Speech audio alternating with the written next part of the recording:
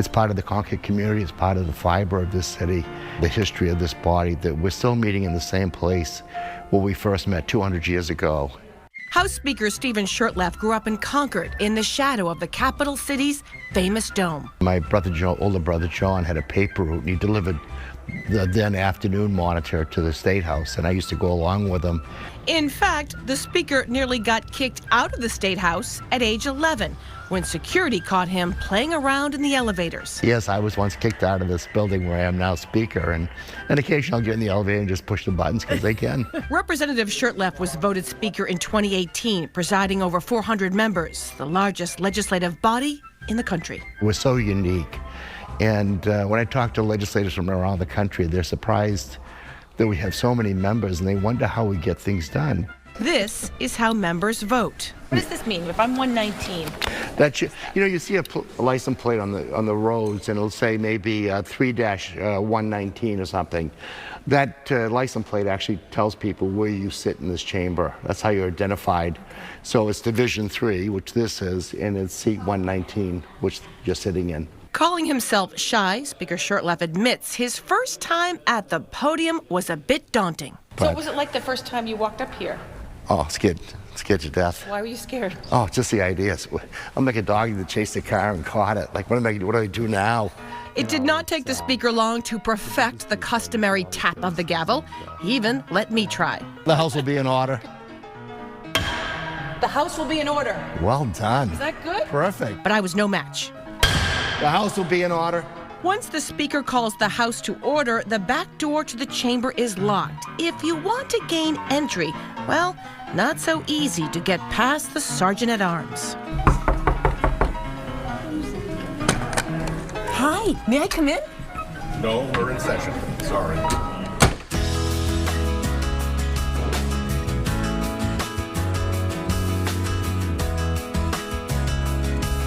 Stepping into the Senate chambers, your eyes immediately are drawn to these murals painted in 1942 by artist Barry Faulkner, each one depicting an important moment in state history. John Stark preparing for battle. And this little boy portraying young Daniel Webster is alive and has a home today in New Hampshire. Barry Faulkner got his models from a colony of artists at St. Gaudens up in Cornish, and they were his models for the various murals that you see here in the Senate chamber.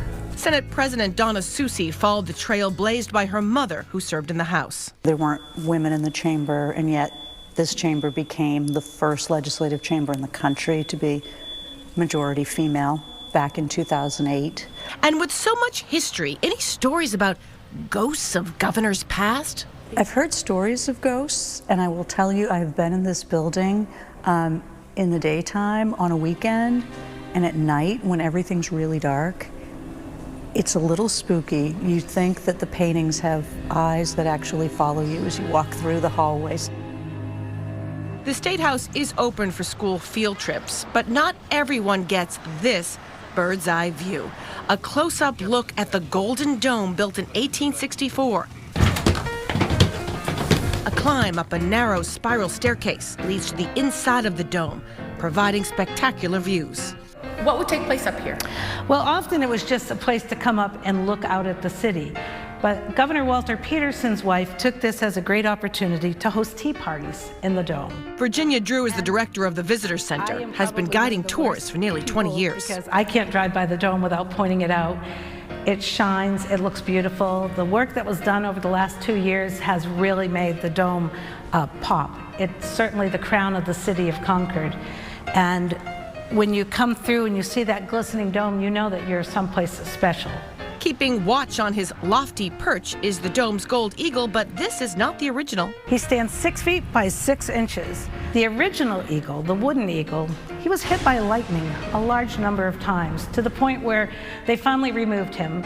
And in 1958, the new eagle was placed up on top of our dome, handmade by a lovely gentleman right here in New Hampshire, and he did it all by hand, and it was hoisted up to its area where it's looked out over the city ever since. From the top of the dome to the basement passageways, tunnels built in 1939.